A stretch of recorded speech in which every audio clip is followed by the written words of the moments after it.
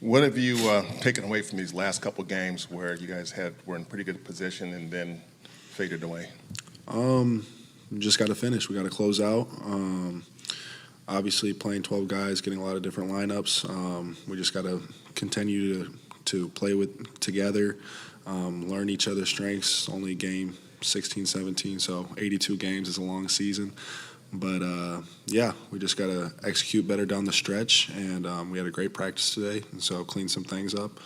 But that's the gist of it. You guys are going to see a different OKC team tomorrow than when you saw Chet's not there and Isaiah's there. Can you already tell the difference between those two guys, or do you feel the difference between the two of them? Yeah, didn't really get to play against Chet that much because obviously the injury, and then playing against Isaiah last year, big rebounder. He loves playing in that pocket, getting those quick touch finishes. But I think an underrated ability of his game is his passing, and so we just got to be able to play one-on-one, me and Loon and Dre, and then we got to choke the shooters and make sure that we cut off passes. And so they got a great team. I'm pretty sure they're number one, we're number two, so it's going to be rocking tomorrow. Can't wait. How much do you guys also feel that the last two losses, did it serve as kind of a wake-up call, especially just this last game because you guys were at home and you played against a Nets team that was undermanned? Yeah, it's at the end of the day, it's basketball. We let two drop, but the great thing is 82 games. We got another game coming up, so can't get too high, can't get too low. Obviously, we want those two back, but there's a lot of opportunities in the future. And after this great day of practice, I'm confident that we're going to get it done tomorrow. As you continue to learn about them, what are like Terry Stotts and Jerry Stackhouse on a day like today in practice that you guys are going over so much? I mean, honestly, their demeanor, how they are, they don't change. They're the same. Stack is balls to the walls, 24/7. He's very intense, and Terry's a mastermind of the game. Just when we watched film this morning, it was the little things that we needed to clean up, and it wasn't anything about our defense or anything that we were doing necessarily wrong. We just had to execute better. And offensively, Terry showed us a few clips of screening, rolls, hitting the right passes, right man. And so just making a few extra plays, a few extra passes, and that game probably goes differently. And what's balls to the wall Stackhouse like? Yeah, man, he's intense. Just always yelling, not in a bad way, but always intense, screaming, yelling, trying to get everyone pumped up. That's kind of who he is, and that's kind of what he brings to the team. And that's what we want to be defensively. We kind of want to be balls to the walls, running, getting out, scrappy, and stuff of that nature. Did he give out grades today? Huh? Did he give out his defensive grades? Yeah, he always does. Not good today, or? There was a few negative marks, but I got saved by 3 block shots, so mine was 0, so I wasn't plus or negative, so it was okay. But I had 2 missed trap the box clips, so I got a little yelled at for that, so it is what it is. On a day like today, when you guys spend time on video and also on the court, which one that helps you the most? Helps me the most? I think I'm a more visual learner, so getting to see the film, and just being able to watch myself and see the right plays that I need to make, I think helps a lot. Something that I did from my junior year to senior year in college, and I think that's really where it really made a jump in my passing, just tendencies defensively and stuff of that nature. But, yeah, I think I'm a visual learner, so just watching the clips, having guys or coaches come up to me, showing me clips, what I can do, and making those right reads and right plays. So you guys had a pretty good practice, according to Steve and Trayce. What would you say today's mood was like?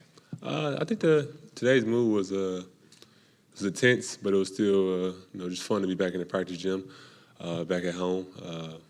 We was locked in on the small things, and if we messed up, they made sure we did it all over again. So it was intense. Something that we needed to go back over the details. Those small things can cost you games, and I think we just really locked in on those.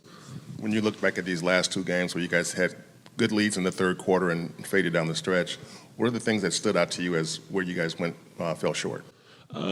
Just our execution. When teams made their run, we weren't able to stop it. We weren't able to to rely on just our simple, basic fundamentals to kind of get us through those type of games, and which is like turnovers, doing the small things, trapping the box. running our offense and getting to our right spots in transition, different things like that that we've been focusing all season, all preseason, that we did to start the year. I think we kind of slipped up the last couple games, especially when we got a lead. We kind of just took our foot off the gas and got a little lazy on both sides of the ball, and I think we just locked in on it today. On a day like today, what's film study like? Filming today is intense. You know, at the game like yesterday, we all know the mistakes we made. And the thing about Stack and Terry and them guys don't call it out. They don't call out every single one of them. So our defensive clips, we got Stack let us have it a little bit about our rotations and getting back to ourselves and just sticking to who we are. Sometimes we get away, we lose a couple games, you start to think about your identity. Each one to let us know that we are a great defensive team. We do what we do, and so we locked in on the basics. You guys saw Oklahoma City not too long ago. One there, Chet got hurt. Yeah. He's out. Isaiah's in. How did that change them a little bit to you? It's going to change them. Last time we played them, they didn't have any bigs when Chet went down. So having him gives them some different lineups. That game they had to go straight small ball, and we kind of matched him. So I don't know how we're going to do it this time. I didn't get to see a lot of them with Hartenstein. So I know who he as a player. He's really elite as a rim protector, as a roller and an offensive rebounder. So we got to match his physicality, and it's just going to change the look. They're a different look when they got their big out there. So it's going to be fun. It's going to be a challenge for us, and especially after losing 2 in a row, we want to get back on the right track.